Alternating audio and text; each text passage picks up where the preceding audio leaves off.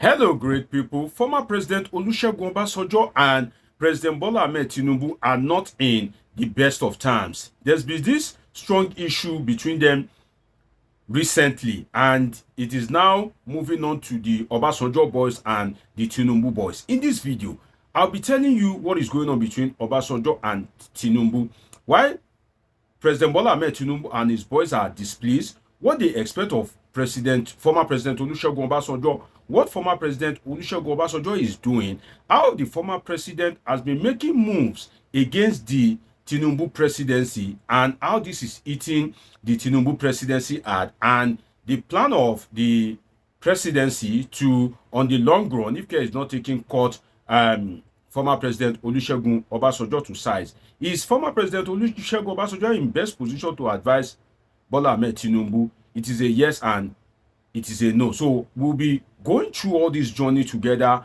and of course diving into some other things that are associated on this episode of Politing with Dr. Omosoladeji, your favorite political scientist. Do want to subscribe to this channel if you are yet to.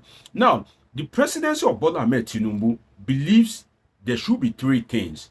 That Olusegun Obasanjo has three options, and out of those three options, he can do two but not do one, which is for former President Olusegun Obasanjo to maintain his composure. That means that anything that is happening in the country, the former president should not speak. He should just maintain his composure, just like the likes of IBB, Ibrahim Babangida, Abdulsalam Abubakar, Yakubu go on. They maintain their composure. Whether good is happening, they don't speak. When bad is happening, they don't speak. They are just there. So they expect that from the president, or the former president, from the former president rather, or the former president should be supporting the Tinubu administration, which is very difficult to do anyway. But they expect that he can also choose to support the Tinubu administration, and it's not the only one. There are some well-respected people that their words have directly or indirectly give validation to the Tinubu administration, just as the one that Pastor Adeboye said recently, that if not for prayer, definitely dollar may now be selling at 1,000 naira instead of the 1,700. I have a video on that. Do want to check my video catalog and catch up with my analysis on that.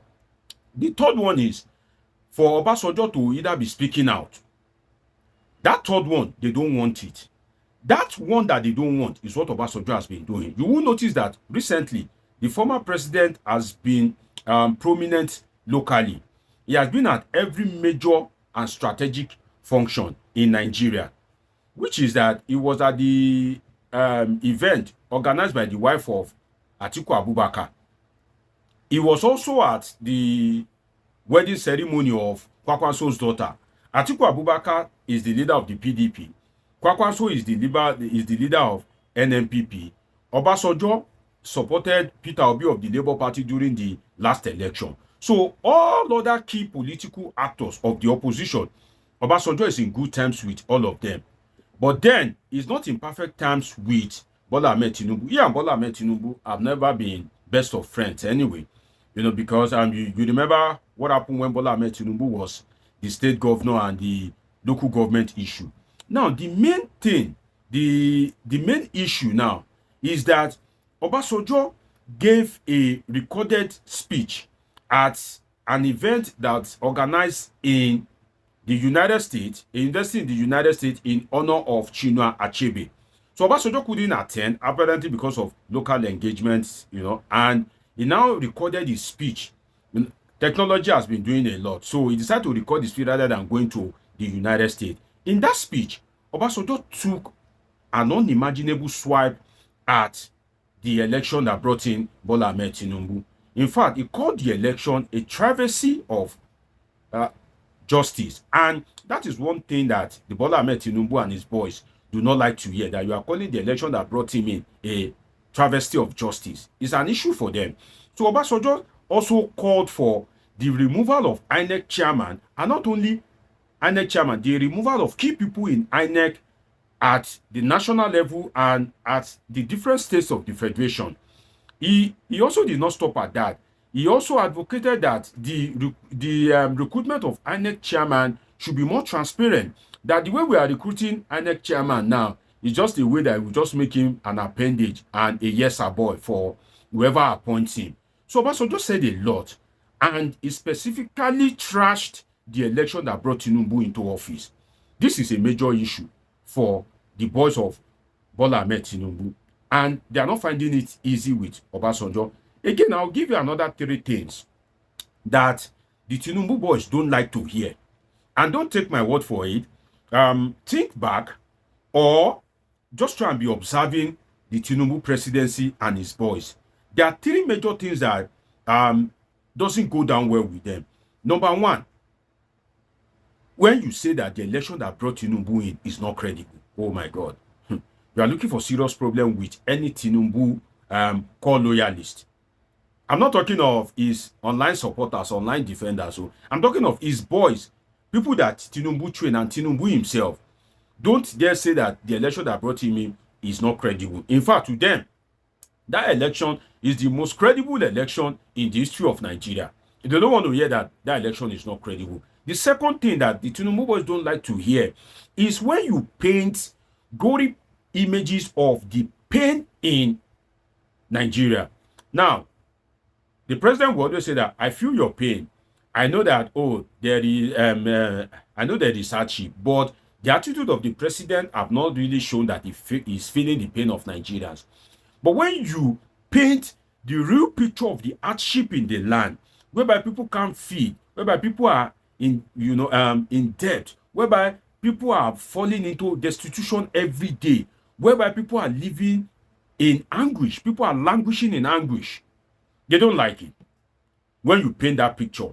The third one is when you come all out to say Tinubu is not performing.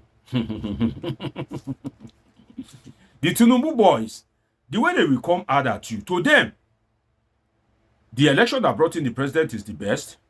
There's pain in the land, but it's not really as people are painting it. You understand? It's just minor pain. It's not more than what Nigerians can cope with. Even if fuel is less than 200 naira before, and now it's over 1,000 naira. It's not really more than what people are coping with. And well, the APC is winning the election in the state anyway. So it shows that people really like the president. Now, when you say Tinubu is not performing, they don't like it. The problem is that Olusegun Obasanjo has been hammering on the first one, which is that the election is not credible. Now, and he is now casting aspersion on the leadership of INEC.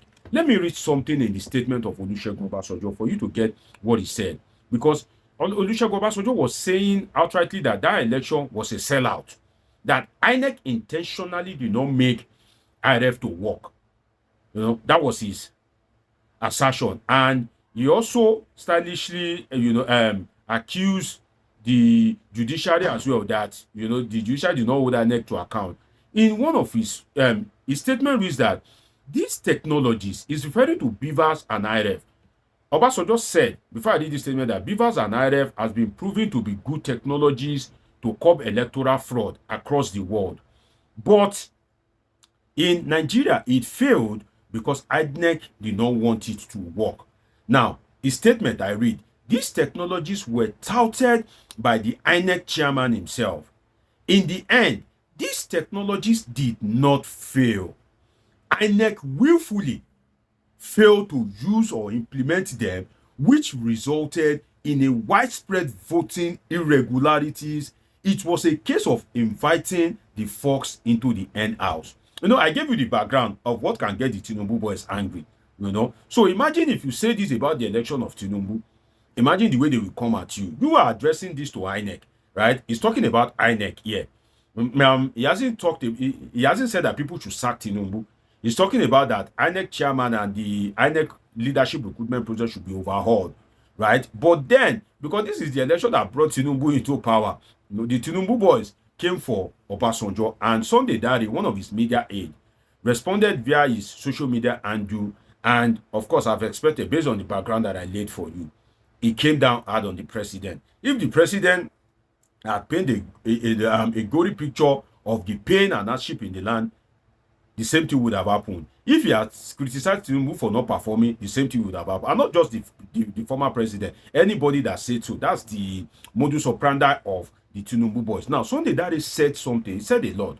But Part of what he said is that he said he is a man, he's referring to Obasanjo now, he is a man with tremendous capacity for mischief, and Nigerians know it.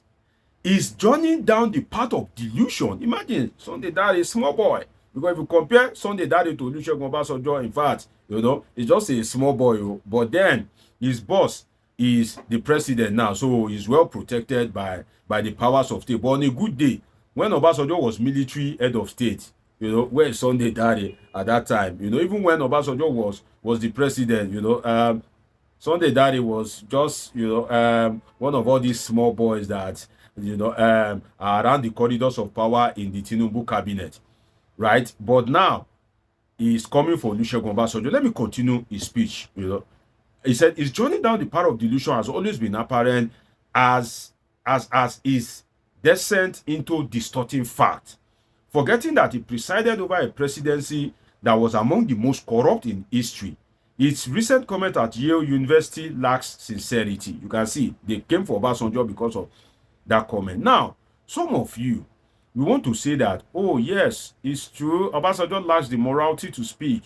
He should go and keep quiet. He's non-performance led Nigeria to where it is.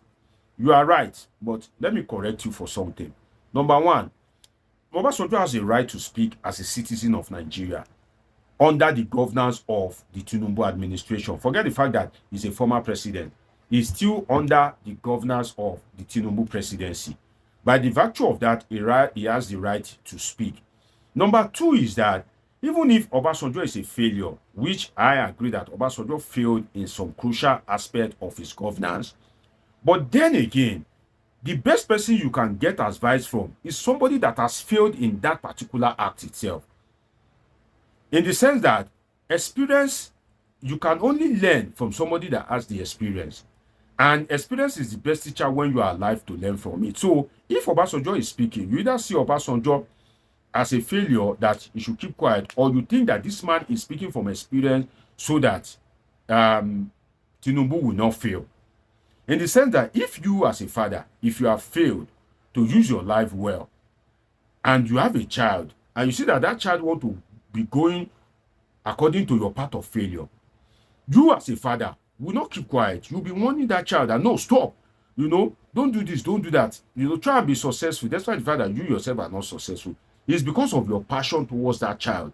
That is what is making you to be advocating for that child to be successful. That's why the fact that you yourself, you are a failure. That is point one. Point two is that Obasanjo is in position to advise Tinubu because one of the best person that you can learn from is somebody that has experience, negative or positive. For instance, if a chain smoker advises you that don't smoke, you may see that person smoking, but then you don't know whether that person has been diagnosed of lung cancer, and thereby the virtue of that experience is now advising you not to smoke. But because you are seeing the person also smoke, you are saying, shut up, my friend. What do you mean? Are you not smoking? So why will you tell me not to smoke? That is exactly how it is. So you cannot rob Obasanjo the fact that he has the right to speak as a Nigerian. All I can say is that it is a known fact that the election fell below expectation. And where I am disappointed is the Nigerian judiciary, because judiciary ratified the election and failed to punish INEC or hold INEC accountable. I'm not against the judiciary for ratifying the election. If they like, they ratify it. That's up to them in the best of their wisdom. But then they failed to punish INEC. So that means what the judiciary is saying is that you can collect money from me that you want to do something and fail to do it. Right? So if I sue you now that you collected money, the judiciary will bring you to book, right? But INEC collected billions of naira from Nigerians and failed to make IReV work and nothing happened. Two, the judiciary even said that it is not compulsory that INEC rely on IReV. That means that the judiciary is saying that you can say you want to do something, promise you want to do something, then do another thing, then it's okay. That's what the judiciary is saying. So this is not against Bola Tinubu. It's just about INEC and the judiciary. But then there's a real sense is what Obasanjo is saying, that the judiciary needs INEC need to be purged in such a way that the recruitment process of INEC will make them accountable to Nigerians and they will be truly independent. It's been an interesting time with you on this episode of Politing with Dr. Omoshola Deji. Dr. Deji is a political scientist with a PhD in political science, and this is where we relax to analyze politics and happenings in the polity. Do want to subscribe, turn on your notification button, catch up with my past videos, and of course, I have great, wonderful, interesting videos coming your way. Till I see you again, always know that I love you all sincerely.